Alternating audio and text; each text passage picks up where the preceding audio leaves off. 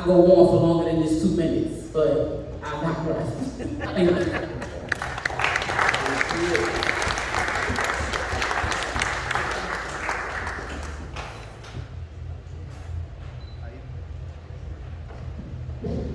Oh, okay, here we go. My question, the question that I would ask is, a lot of us here inside this church and on the panel, we can talk about, especially us saying here over 40, we grew up in the 80s and the 90s and stuff like that. We can talk about the amount of family members and friends and stuff that's been murdered. A lot of us suffer from undiagnosed PTSD. We have it. The question that I'm asking now is because I hear a lot about gun violence and how to curb gun violence. But the one thing that's really not talked about, and I notice when I come to these meetings, a lot of times I didn't like to come to these, coming off the streets, because I don't think that a lot of times people are transparent. We watch the communities be gentrified, right? We know that these young black boys, they don't have no relevance to each other. They might mean nothing to each other. They go to these stores, they don't own none of them. The clothes they put on, they don't make them. When they look at the next brother, his life ain't predicated on each other. So they see each other as ops, right? So what I'm asking is, one of the blackest cities in America, Philadelphia, I'm not even talking about athletes and entertainers. You have so many professional black people. If we don't, how do we get the best of our group to reinvest back into our communities, where we can show a working model to black boys? Because the only way you're gonna curb gun violence is two things. We gotta reinvest back into our communities to clean up our own children. We cannot expect the state to clean up anything because black dysfunction is profitable. If it wasn't, they would have been coming. It's profitable. And what I've noticed is a lot of organizations make money off of certain talking points, but they're not gonna really ruffle the feathers. Because if you look at where we live at, we're being pushed out now, right? Right. The property value, they keep the crime high, they keep the property value plummeting. Right? And they come and buy it up cheap. They put a bunch of condos and a bunch of people that don't look like us in our communities, and then we out of here. So what I'm saying is, how do we start to teach our people to reinvest back into our communities so we can teach our young boys a working model of what it is that they need to be doing? And because if we don't do that, we're going to always be here. My son's sitting right there. 10 years from now, when we're having the same conversation, we're just not going to be right here in North Philly. We're going to be somewhere else. Now, what I'm also going to push back gently on is, first of all, I met with you, Ruben, what is it, a year ago? Come on, man. Yes? Several times. And you challenged me to bring a forum similar to this, but different. And on September 30th at St. Joe's University, we will have the first solution-oriented crime summit. So what does that mean? I listen to everybody.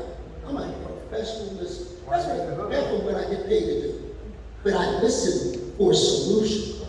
Now, Reverend Holston was my guy. Enlightened me about 3 years ago. I stood on a block in my district, and he demonstrated on that block, just that one block, that there was $1 million spent on one block on crime and crime punishment.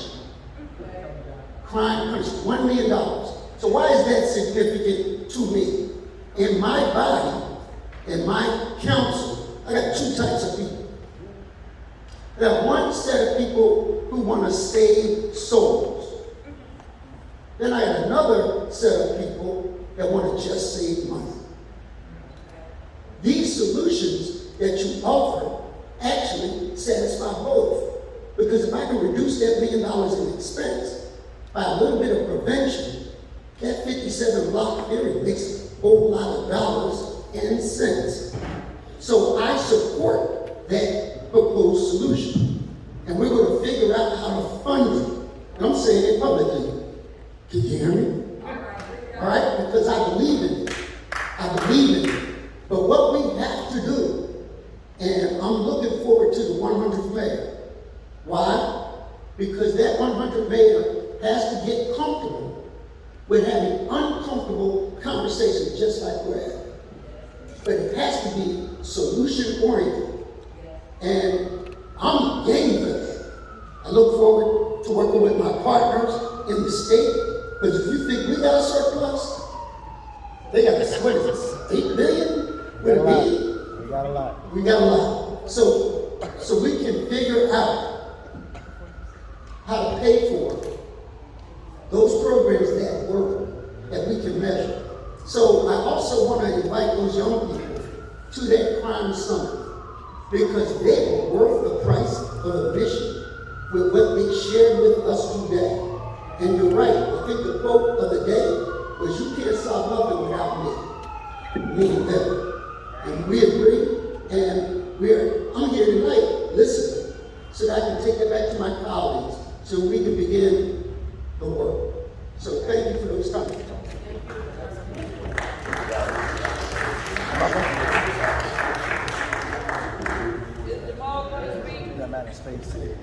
Well, why are we doing it at St. Joe's? Because they were willing to pay for it. Wow, we could have it in a church just like this. Yeah. Why could we have it in a Because church? they were paying for the $5,000 worth of lunches. So we were able to work with them. And more, as important, they have committed to using their students and professors to produce those solutions to create a white paper that I think is going to be significant. Right. 2 questions. Well, 1 panelist. I'm gonna say this, I guess in closing. I'm glad that everybody came out and took the time to come out, but, we can go all night, you know, about, a lot of us are traumatized, you know, we. Excuse me 1 second, please, everybody, please stay and not leave yet, because we still have some important information that we want to get to. Thank you. So, I'll say this, a lot of us are traumatized, you know, we have a lot of dead family members, we've seen a lot of different stuff, right? But one thing that I say for you, because whether it was my dad's generation in the 70s with the gang banging, the murder rate was high, the 80s, on my era, the 90s, my cousins, you know, all that stuff, we can tell stories about that all day. One thing that was said, and like I said, this is one of the blackest cities in the world. You know, we got black people in different positions. I'm not gonna say that all of our black leadership is wrong, or everybody on the ground is doing everything right. But one thing that we gotta do in 2023, with all the actual freedoms that we do got today, we gotta start showing the young generation working models of positivity. The one thing that I noticed when I'm out there, why I created my organization, Urban Nerds, because I wanted to bring black intelligence back to the community. I wanted to make being smart cool again. Because one thing that I noticed with a lot of our youngins out in the street, they don't believe they can achieve some of the things that we talk about.